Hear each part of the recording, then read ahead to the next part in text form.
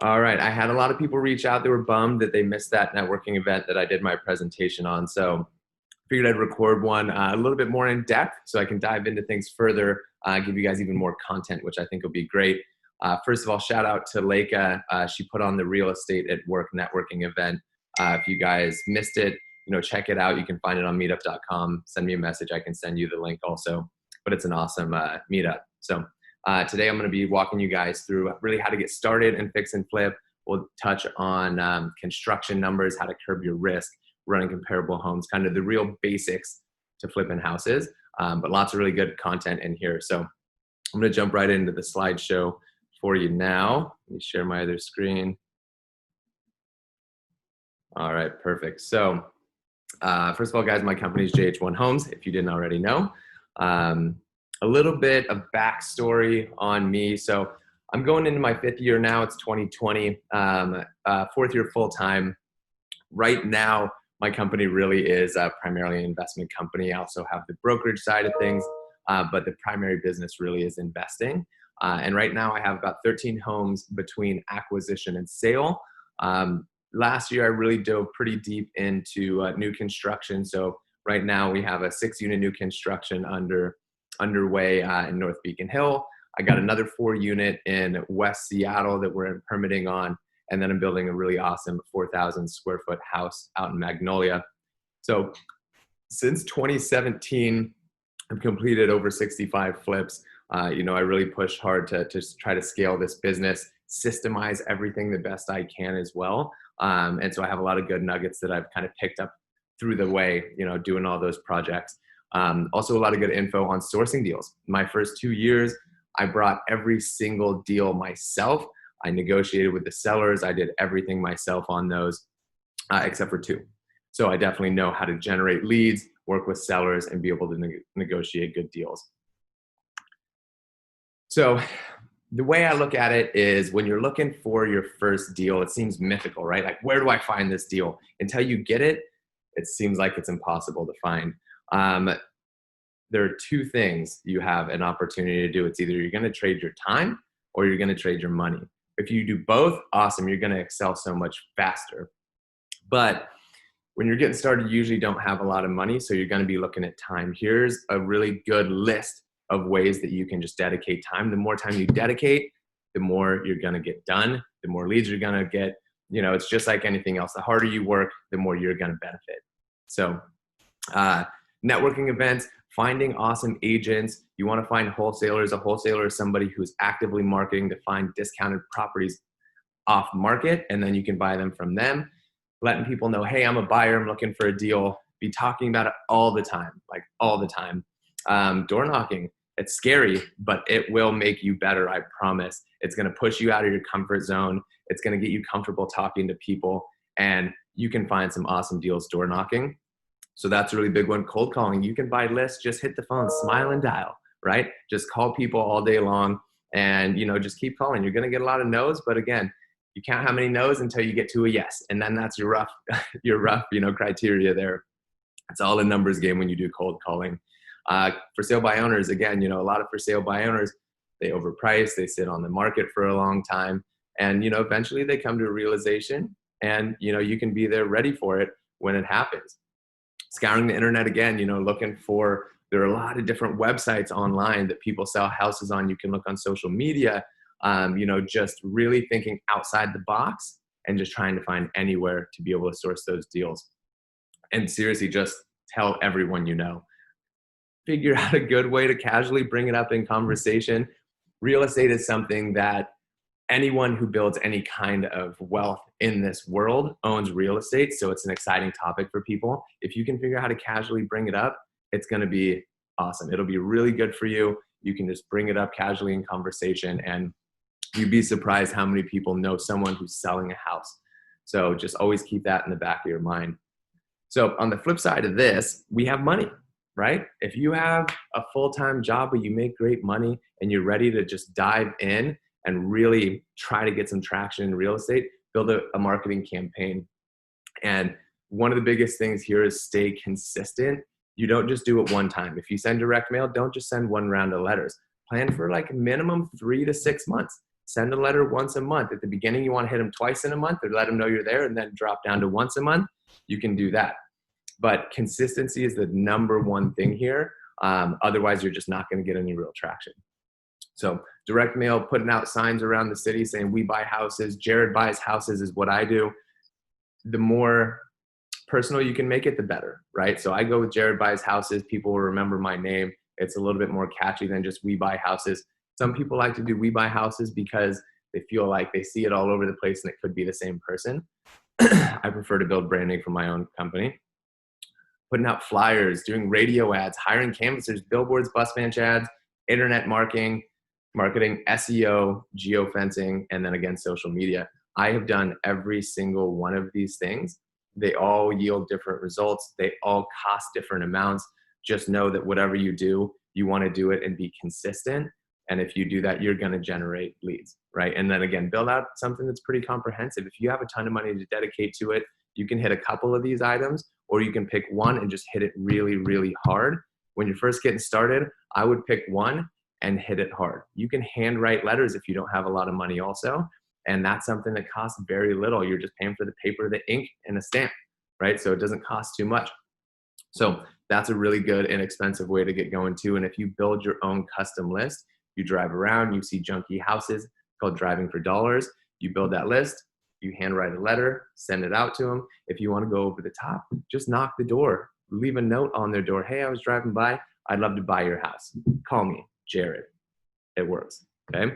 So these are some really good ways to be able to source that first deal or the next deal or consistently source deals.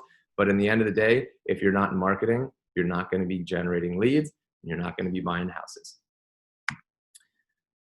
So let's talk about analyzing a deal. This is a case study on a real property that I flipped out in Everett a little while ago.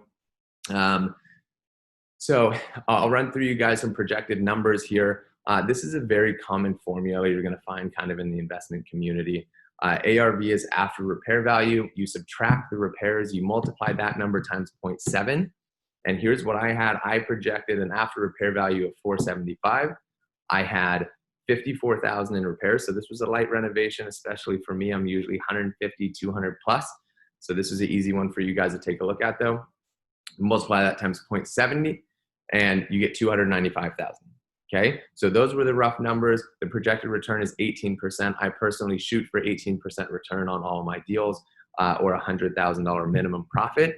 Depending on the price point, it flexes a little bit, but we have higher prices around Seattle. So you got to be really careful with your buys because that's where you're going to make your money. The actual numbers on this one, we paid the seller a little bit more. We paid him $305. It still worked for me. It was an easier project. It was a newer home. I didn't have to do a ton of work. So it was pretty straightforward for me. We ended up sticking to our rehab actually, which is rare, but it was good. You know, we actually hit our rehab numbers, which was great. We ended up selling it for $520. So I listed it $475. I stuck to my comps and we ended up selling it quite a bit above asking. And because of that, our profit went up to 114 and a 28% return. So that's an awesome deal. It was pretty quick and easy, but comparable wise, this one was kind of tricky to put together because there weren't any flipped houses. There wasn't any super duper solid comps. So when I did the price per square foot and pulled all the comps together, it didn't line up perfectly. It put my ARV higher than I was comfortable having it at. So I adjusted it, right? If you pull comps and you go by price per square foot and it gives you some crazy high number, you need to pay attention and realize, hey, that's not going to work. Like there's things that change the numbers drastically one way or the other. So you have to not only look at the comps by numbers, you also have to look at it, what it turns out to like after you run those numbers, because sometimes it does skew. So just be really aware of that. Let's talk about comps. What makes a good comp? You want to be within half a mile. Okay. The further out you get into different neighborhoods. The closer it is, the better it is, right? You want a next door neighbor that just sold that was renovated. That is the best comp. You want to have similar style home. If it's a one story, get a one story. If it's a one story, the basement, you want to do that 2-story and so on. The closer it is, the better it is, right? You want to have the same bed and bath count. Ideally sold within the last 6 months. You can push that out a little bit if your market is pretty consistent, but the sooner to your list date, the better, right? You want to have as close to comparable as possible, sold as close as possible, you know, as close by as possible. similar year home as well, you can have some flex there. And then you got to adjust up or down accordingly. I just talked about that. Just make sure that when you run all of these numbers, don't just run with exactly what it says. Make sure that you look at it and it makes sense. If it doesn't make sense, look at the numbers again. Someone asked me, how do I curb my risk in this market? We're in the midst of COVID right now. There's a lot of uncertainty kind of all the time. I'm still really actively buying. I bought 3 houses in the last week. I'm starting a couple new projects. One of them was, almost $1 million that I bought. And that would scare the heck out of a lot of people. But make sure that you're really conservative on your comps and your ARV. I used to just put it right at what the numbers were at, and I got hit a couple times. Something that I do now is I never like to list it as the most expensive house in the neighborhood or the most expensive comp. It's always dangerous. It's way better to list it maybe 90 to 95% of your comps. If you list it a little bit cheaper than the other house is sold for, you're going to get a lot more interest. People are going to be excited. Oh, why is this house so cheap? This is great. This guy's crazy. Why is it such a good deal? Let's get ourselves a bidding war. Doesn't that sound nice? So make sure that you're conservative on those. You don't want to just overshoot the runway because you'll end up shooting yourself in the foot. It'll sit on the market. It'll cost you more in the long run. If you really try to, suck every penny out of a house, a lot of times it's going to end up costing you more money. So you really got to be conservative on this stuff. So we're talking comps. Let's talk construction. You buy the house. You're super excited. You want to figure out how to get this done. Construction is one of those things that can make or break a deal. You got to have good contractors. You got to be organized. So let's just talk about being organized first. So make sure you have documents for your contractor. Sign an independent agreement with them. Make sure that you have set timelines with them, right? Make sure that you get an indemnification saying that, hey, if you hurt yourself, you're not going to sue me, right? You're a contractor. You do your thing. You do it right. Make sure they have insurance. Make sure they're bonded. Make sure they're legit. They have their license, make sure you do your due diligence on your contractor, because if you don't, it will cost you a lot of money. Ask me how I know, because I do know. So do your due diligence. That's really important. Find a contractor that's worked with investors or builders. They're familiar with the process. It's different than a retail buyer, right? Retail customers, you're in their house. You got to keep it beautifully clean, perfect. It takes longer. They charge more. No, man, you got the house to yourself. We're moving. We get in there, we get out, we work quick, we work, well, and we move on, right? The quicker we finish this deal, the quicker we move on to the next deal. You need to have a good elevator pitch when you're looking for contractors to show them the value that you add, so they can want to work hard for you, get the deal done, and move on to the next one. Big tip here, do not give your contractors too much money at the beginning. You never need to give 50%. I've heard that a lot of times. I've heard too many horror stories of somebody giving 20, 30, 40, 50 grand to a contractor to get started. They're there for a couple weeks and then they're gone and you're wondering what the heck's going on. Make sure you pay on work that's completed. You don't just give huge draws, right? You pay them after work's done. That way you can keep things moving and it'll keep them motivated to get things done so they get paid again, right? Get lien releases when you're done. When they're finished, they should have no issue signing those, saying, hey, you paid me in full, we're good. And then you can move on. And again, have a production plan for the entire project. By doing this, it's going to help you plan for materials. It's going to help them budget their time. You can plan your subs. Just having a full production plan makes everyone's lives easier, and it helps you understand what's going to be coming in the future. So that's really important. Let's talk about estimating. The best way to estimate is practice. The more you do it, the more you'll learn your own numbers. Everybody's numbers are going to be a little bit different. Everyone's pricing is a little bit different. So you need to get it down and overestimate. It's better to overestimate than underestimate. Here are some tips on just really basic price per square foot. This is historic numbers for me. It may not work perfectly for you, but this is going to get you close enough to be dangerous. Okay. 1990 plus, this is going to be a purely cosmetic renovation. 34 to 45 bucks a square foot. It's going to be real cosmetic and it'll be close. 78 to 1990, 55 to 60 bucks a square foot. 1950 to 1978, you're at 65 to 85. That's when you're going to get into having to do full rewires, replumbs, windows, roof, like kind of everything for the house. So that construction numbers are going to go up a lot. Then you get into early 1900s. I do a ton of these ones. In Seattle, we got a lot of old houses, and this is where you're going to be falling 85 bucks a square foot to as much as 110. That's basically a complete rebuild of a house.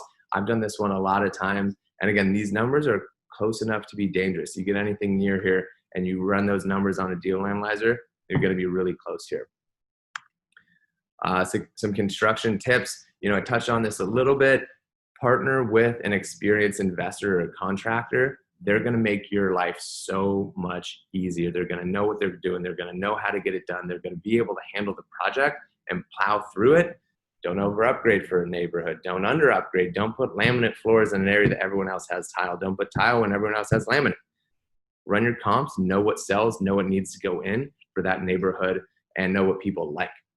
Hold contractors accountable, hold them to their timelines, okay? Give them everything you need, have it all designed ahead of time so they can just hit the ground running and just be cruising through the project. If you're delaying them, they're just gonna leave. They're gonna be like, you know what, I don't have my materials, I'm gonna go to another job. You get them everything they need and they'll be able to blast through things and then keep pushing forward. Have enough money. This one's real important, guys. Have enough money to get this deal done. Have a contingency fund. Make it a pretty big contingency fund. Be prepared to have to pay more, right? If you run out of money, you're gonna be dead in the water. You gotta be able to pay your bills, you gotta be able to get the deal done, and you gotta be able to sell the house. When you sell the house, when you're finished with the house, the number one thing, actually before you finish, start looking for the next project. You wanna run this like a business, treat it like a business. I'm looking for houses all the time. I never stop looking because I'm always looking to buy houses. There are a lot of times where I buy a house within a week of me selling a house. That money is just rolling. Just keep turning it over, and that's how you're gonna be able to grow it really quickly. So always be looking for a deal. Don't get emotional when you sell a house. Yours is a beautiful house. Sure, is it the best house you've ever seen? Probably not. So you know what? Be realistic with your numbers. Don't overshoot the runway by a ton. I see investors do it all the time. Newer investors, they list the price $50, $60, $100,000 higher than they originally planned because they're like, the market's on fire. And they sit and they wonder what the hell's going on. And next thing you know, they got to drop it 50, 60 grand and they're sitting on the market for 4 or 5 months and their holding costs are eating them alive. Don't get emotional, okay? Look at your numbers for what you bought it at. Take another look at the market before you list. There are times it goes up. It's happened to me a bunch of times. Terrific. The market goes up, look at the market, list it at what the market will pay, okay? Don't overshoot it. Don't think you have the best thing you've ever seen and celebrate. You sell that house, fantastic. You guys sold a house, it's gonna be awesome. Let's buy another one, let's do it again.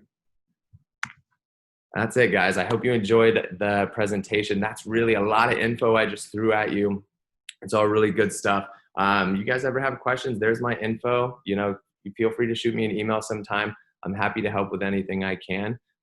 Get out there and crush it. Find yourself some deals. Thanks for watching.